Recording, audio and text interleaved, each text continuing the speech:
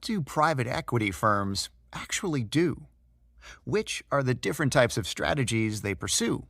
And what is the typical structure of a private equity firm? These are some of the questions we would try to answer in this video. Okay, but first things first, why the name private equity? Let's break it down. Private because these are funds that are mainly interested in acquiring private companies that have not been listed on a stock exchange. And equity because PE funds are exclusively focused on equity investments. What about specialization? Can we say that certain PE funds prefer engaging with a specific type of target companies? The short answer is yes. Most private equity firms specialize in deals with a specific type of targets based on the life cycle stage of these targets.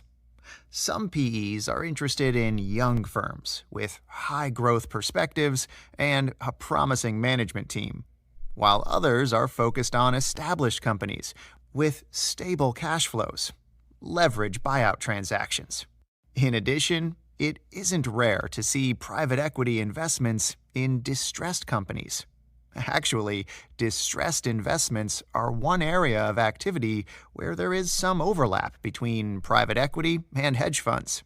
Both types of funds could invest in a distressed company, which is public. Hedge funds are unlikely to engage with a non-public firm.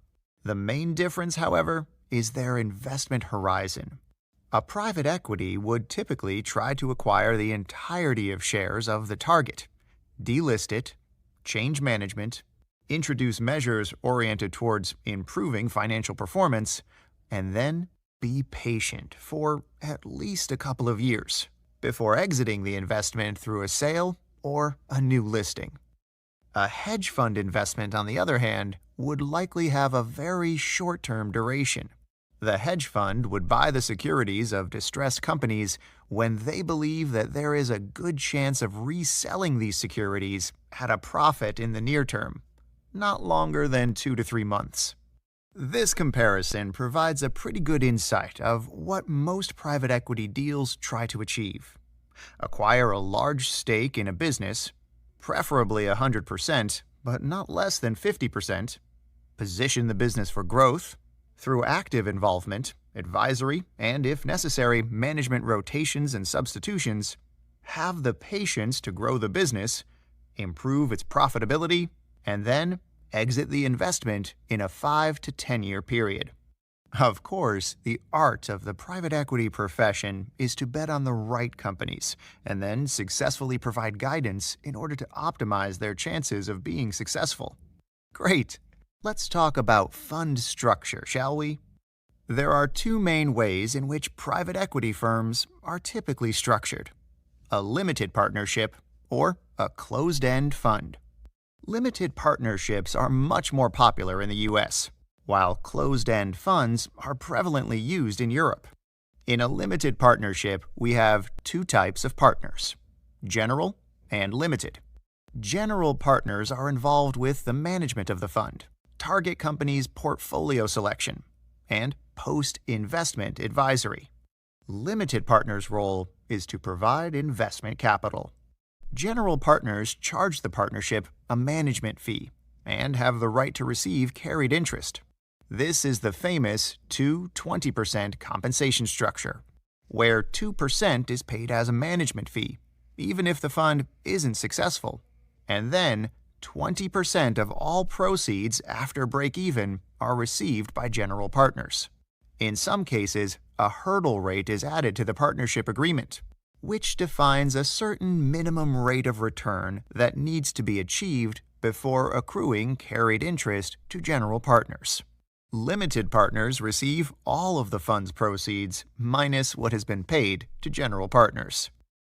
A closed-end fund is different, as it typically involves a newly created entity. Investors provide capital to that entity, and the management firm signs a management contract with the entity. Compensation schemes remain very similar under this type of structure. In most cases, the classical 2-20 arrangement plus a hurdle rate for management. after which are accrued 20% of carried interest. Very well. The typical life cycle of a PE fund looks in the following way. A period allowing for the collection of investments in the fund, which can be as short as a couple of months and as long as 2 or 3 years. Largely, this depends on the reputation of the management firm and the demand for their services within the investment community. Established players in the industry have a significant edge.